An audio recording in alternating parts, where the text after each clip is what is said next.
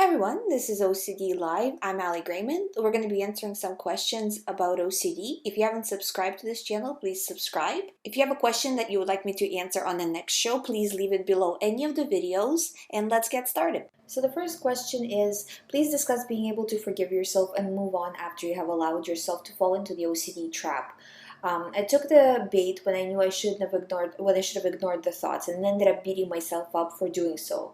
I guess I just admit my mistake and move on and try to do better next time. However, it is very difficult to do so.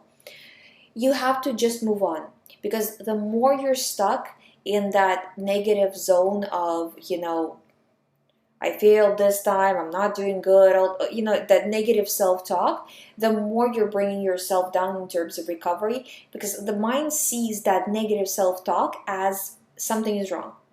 You don't want to show that. So what you want to say is, you know what? I'm not a robot. Who cares? I've done all this progress. Here I went a little bit back. Who cares? I'm moving on. I'm going to try. I've learned something from it. I'm going to try to do better next time. And if I fail next time, which at some point I probably will again, because these kind of little fails will happen from time to time while you're recovering, because it's a process. You have to repeat to your mind that you don't care about something that's sending you extremely strong feelings. It's very hard. There will be times when you fail, but if you pick yourself up real quick, then it's really good. And then you can progress fast in the recovery. And I can tell you even more so, when you get over OCD, if you look around, the people around you, people get caught up in feelings and reacting all the time. People that don't have OCD, who don't have OCD, all the time it happens. So it's fine, as long as you don't make it a habit. And it's fine for a day, it's fine for 2 days, but if you feel like it's been a week and you're going backwards, or it's been 2 weeks and you're going backwards, you really need to pick yourself up and go forward. But if it's, a day or whatever, a few hours, who cares? Don't even take it seriously, So the next question is, can OCD make you question everything? Yes, absolutely. So it just depends on what's the most precious to you. That's what it's going to attach to. So if it's your relationship, it's going to attach to the relationship. If it's money, it's going to attach to money. If it's religion, it's going to attach to religion. If it's your kids, it's going to attach to your kids. That's all that there is. Because if it's not important to you, why would you get obsessed about it, right? Why would you get, that anxious about it? If whatever is the worst possible thing that could happen, if it doesn't even matter to you, right? You wouldn't get obsessed. Your mind would just move on, right?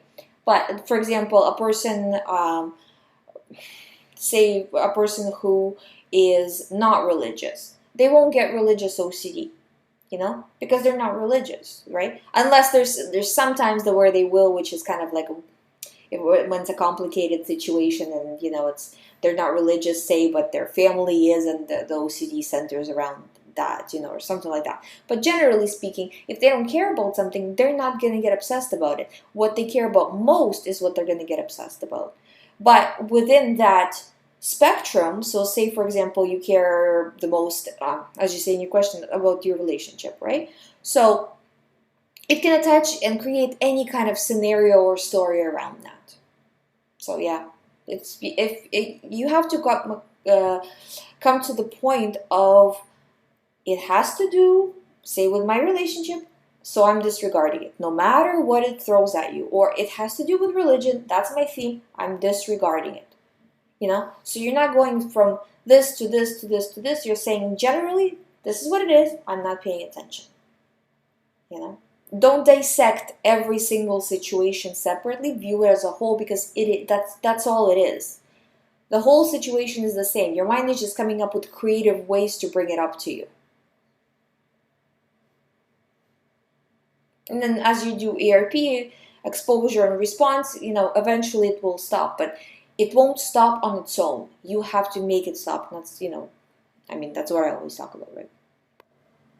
So the next question is, hi, is trying to stop overanalyzing a thought a good or a bad thing? Because I know that you shouldn't try to stop a thought, but if the thought is trying to escalate into something bigger or even worse, the thought, is it bad Or even worse thought, is it bad to try to stop yourself from overanalyzing and overthinking and then not to react to the thoughts? Also, what do you do if the thought feels so real that your brain is set on not letting go of the thought?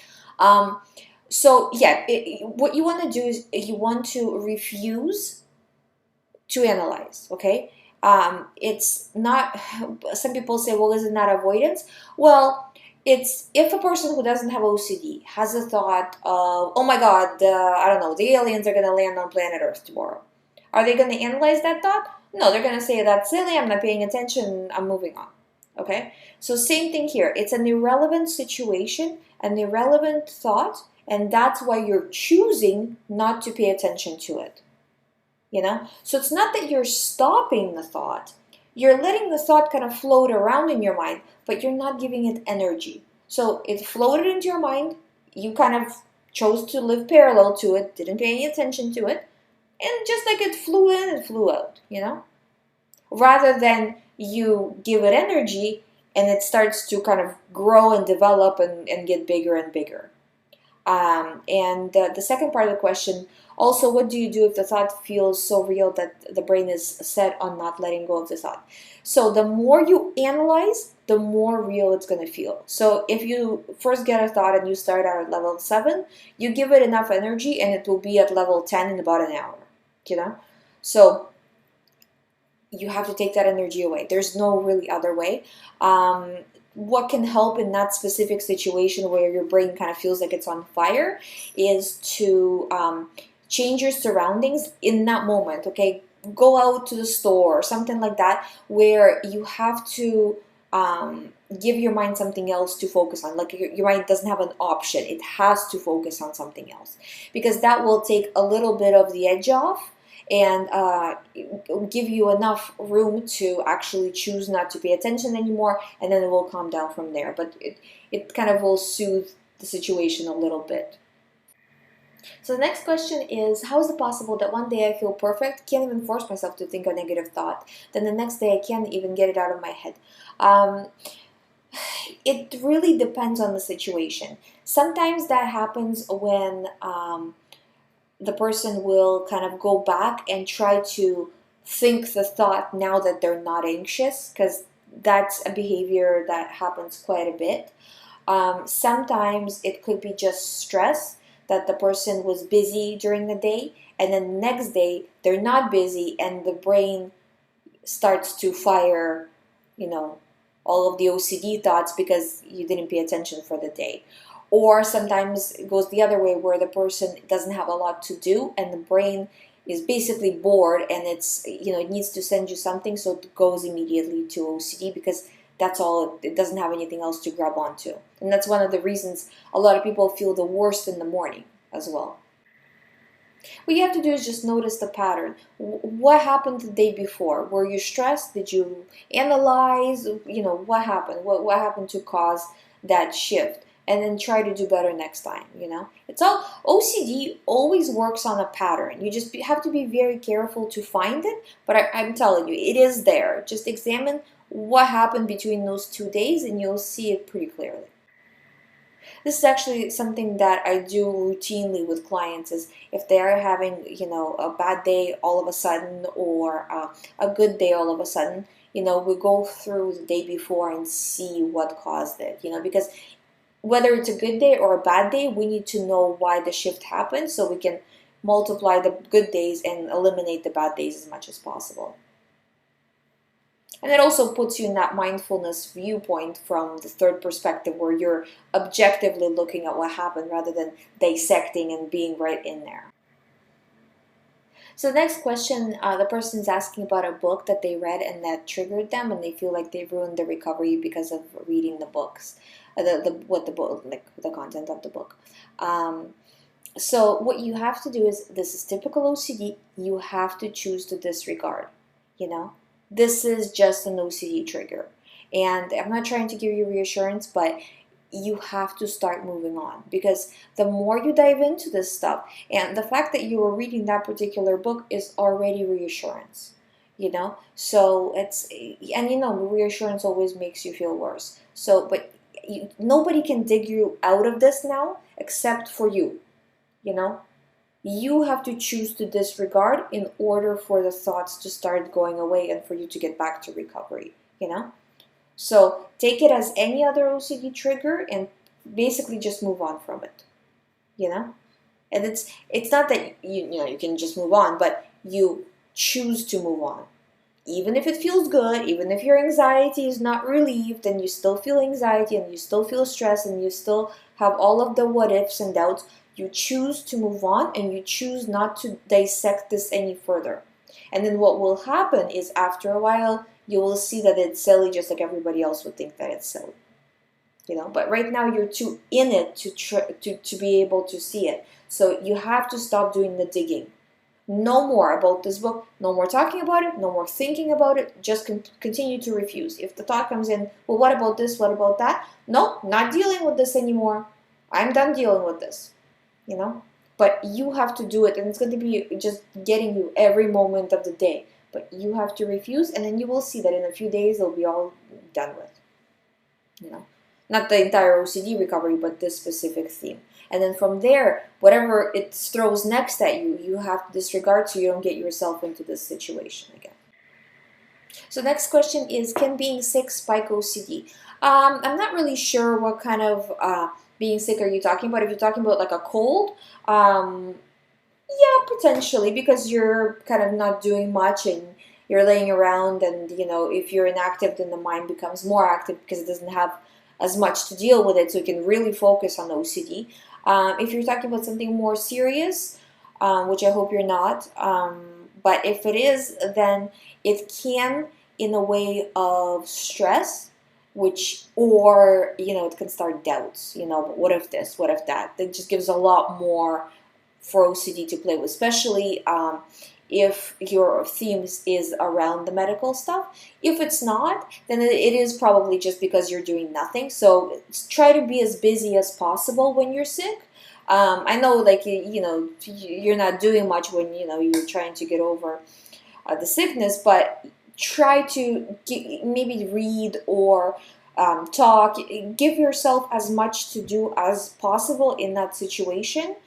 Not to run away from the thought, because you don't want to have the kind of outlook on it that I'm so scared, I need to fill my day with something while I'm sick so I don't get an OCD thought.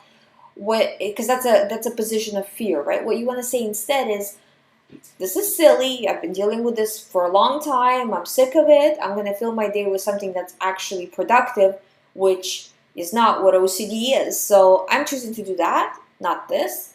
If you have attitude when you say these things, it really helps, because it drives the point home to the brain that this is nothing, So, my clients tell me all the time that, I feel like I'm, sick of my OCD, or I'm mad at OCD, it's good. That's the right attitude. Those people recover the fastest, You need to be sick of it. You need to be tired of it. So next question is about relationship OCD, and should you confess to the other person when you have the urge to confess with OCD, and what is OCD and what it's not. If it feels like OCD, then you should not confess. Whatever, or say something or whatever, If it feels like it's an OCD thought, it's giving you a lot of anxiety, you can't stop thinking about it, your mind is racing, But on the other side, if, say, your significant other, right, your husband or your boyfriend is asking you about some specific situation, then you can say it, because that's not coming from you, that's coming from him. But if it's coming from you and a need to confess, then that's OCD and you should not do that. So the next question is, I have a very weird OCD that I only realized about 3 weeks ago. What happens is random thoughts get stuck random words get stuck in my head, and I have to check and reassure that it is spelled correctly. Even though I am sure the word is spelled, I still have to check online to make sure not a single letter in the word is wrong. It's kind of a long message, but basically that's the OCD thought. So anytime you are doing reassurance, you're making yourself worse. Okay, so the checking, how you say you have to? No, you don't have to. You choose to because you want the relief of anxiety, which will bring on more OCD. You have to kind of let the anxiety happen, live parallel to it, and then you will make it go away. Because if you continue to reassure yourself and to panic over this situation, it's going to get worse and worse and worse, you know? So it's no matter how it feels, no matter how much you want to check, you're refusing, no matter even in your mind, right? Because there's the self-reassurance is probably the worst type of reassurance, right? Asking others or checking online is one thing. That's really bad as well. But it's even worse when you're going over it in your head, because it can take a lot longer, right? Because there's no limit on that, right? If say you're asking somebody for help, right, for OCD reassurance, you can do it once, twice, that's it. So just a few minutes. But in your head, you can be going over the thought for a long, long time, right? So it's basically you have to stop all of these reassurance behaviors, in any way you're refusing to give it energy, and you will see it will start to improve, but it can only improve with work, because right now you're doing a lot of reassurance, and that's what's driving the situation. And in terms of you're saying that it's a weird OCD, any OCD thought is weird, the whole disorder, it's what it is. I had weird thoughts when I had OCD, everybody does. So no, you having OCD, this is part of OCD. It's not weird, it's just OCD. But to get better, you need to do the work. And I want to thank you guys again. You know who you are about commenting under the videos.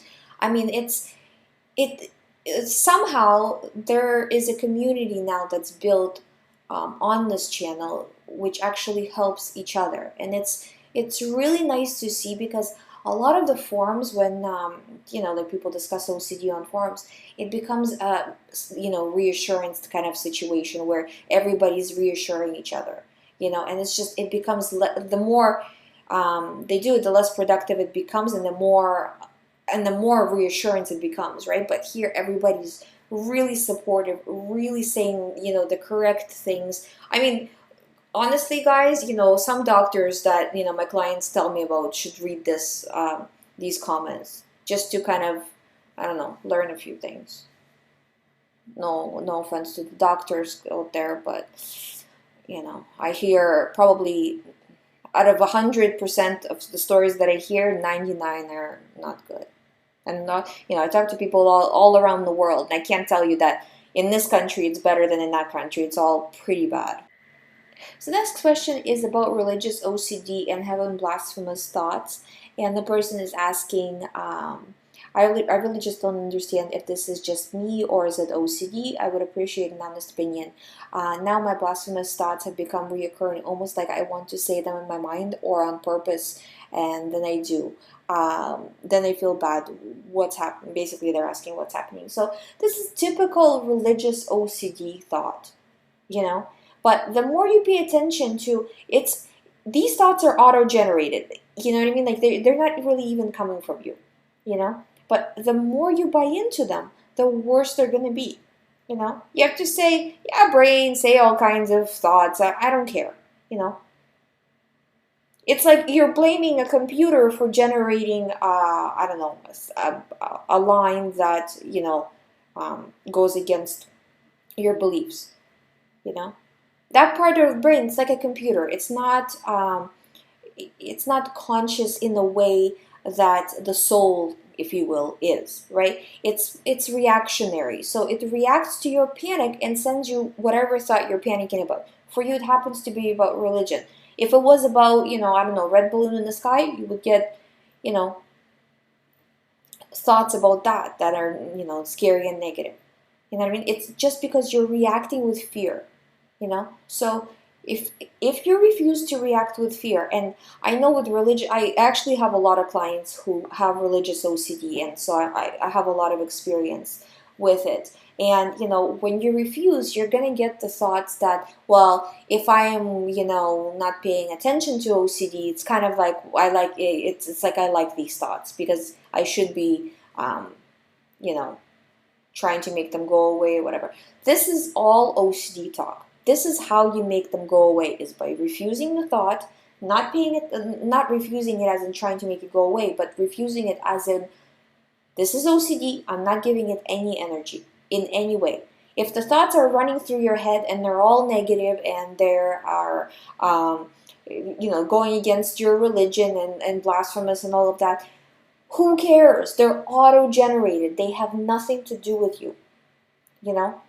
Don't give them power by paying attention to them. It's like, okay, think of a parrot, right? Like a bird, right? The parrot is trying to tell you something. He doesn't understand what he's saying. He's just repeating the words that somebody taught them, right? So same thing with your mind. Your mind is trying to give you the worst case scenario without realizing what it's even giving you. So don't give it energy, don't feed it. Say, this is OCD, I'm not giving it energy, and you will see that these thoughts will start to go away. But as long as you feed it, it's going to continue. And it's, like you said in the beginning of your message, that you've been suffering from religious OCD for many years, So how many more years of suffering do you want to keep this going for, Only you can stop the OCD from going any further. And the only way to do it is to say, you know what, I don't care anymore. This is all OCD. I'm not giving it any energy, It's like I was saying in the previous question, you have to be sick of it, tired of it, and ready to move on. So next question, it's kind of a question comment. The person says, hi, I really love your videos. Thank you. Thank you. Thank you for listening. I was wondering, why don't you do some videos with affirmations against OCD and background relaxing music? I think people with OCD would like to hear sentences and affirmations which help in getting over OCD over and over again. For example, I listen to your videos many times and it makes me stronger to repeat it. And I can imagine if I would listen to positive affirmations, which would help against OCD, it would make me feel much more stronger. I have 2 videos, one for the morning, one for the evening. Maybe I should kind of put them in a separate playlist so people can find them easier. But I do have some. But if you guys are interested in that, I can definitely add some more. Whatever really helps. I do agree with you that I think it would help. Maybe leave me a comment below this video if you would like me to do that kind of thing. I can definitely do it. And if you have any other ideas, guys, please share, because I'm only one person, right? If you think that you need something that you're not getting from this channel, I'm very much open to ideas. Whatever I can do to help you recover, I will do. So next question is, the person is saying that they got really bad news about their sister's health, and it spurred OCD. So the person's question is, my question is, what are some tips to battle through starting out again after an unfortunate coincidence that OCD now uses to its advantage as evidence that compulsions make a difference? I am sort of seesawing between good days and bad days and want to get ahead again. I appreciate any help or experience you can give. I love your videos. Well, thank you very much. So I'm very sorry to hear about your sister, and really, what you need to do is, again, leave that noise, just like I was talking a previous question about the religious OCD, that you have to put that aside, Let it tell you whatever it wants. Let it try to get you back into reassurance. You have to make a choice. Okay, I know what the right thing is to do. The right thing is not to give into reassurance, because you've already tried to do reassurance, and we've all tried to do reassurance. I was getting my doing the reassurance all the time when I was doing the recovery, like before I knew how bad it was. So I can be the first one to tell you that it's hard to stop, but you already know that doesn't work. So you can't continue to do that. So it's putting your foot down, making a choice. I'm done with this. I'm not dealing with it. If it has to do with this theme, I'm not going into it again. And you will see that if you're very strong, just for a few days, right, then you will pull out of it, But that, in the beginning, again, like I say in my other videos, in the beginning, you're expected to be the strongest when you're at your weakest, because in the beginning, your OCD is at its highest level, right? And you're expected to be the strongest. So, it's difficult, but you just, imagine yourself a tank and you're going through the desert, and Doesn't matter what's happening, you're in a tank and you're just going forward. That's how you need to do in the first few days in order to start the recovery again, you know, and then you will see it starts to get better. Just power through these first few days, okay? So, and you know, if you can stay busy, that would help as well. But busy not in the way that I'm running away from my thoughts because I'm so scared, but more so in I'm choosing to do this because this is important, and all that OCD stuff, whatever it's telling me, I don't care about that. You know, so you want to handle it that way because it comes from a position of power. You're putting your foot down, you're not dealing with this. So I'll leave you guys with those words. If you haven't subscribed to this channel, please subscribe. Again, if you guys have any ideas, I'm totally open to it, so please leave them below. Please leave like any questions you have below. I get all the questions kind of from every video that I have on this channel in a row. So any questions, I will see them and I will answer next Wednesday. I am planning to do some article reviews because there are some really good ones. I'm just a little bit behind, guys, with all the sessions. So I'm trying to do my best to get them out there. And I will see you in the next video. If you haven't, oh, by the way, if you wanted to do the recovery program, you can find it on youhaveocd.com. There's also books there, and there's some articles. I'm going to add more articles there from different places that are doing some pretty interesting research, actually. So please look out for that. If you haven't subscribed, please subscribe. I'll see you in the next video.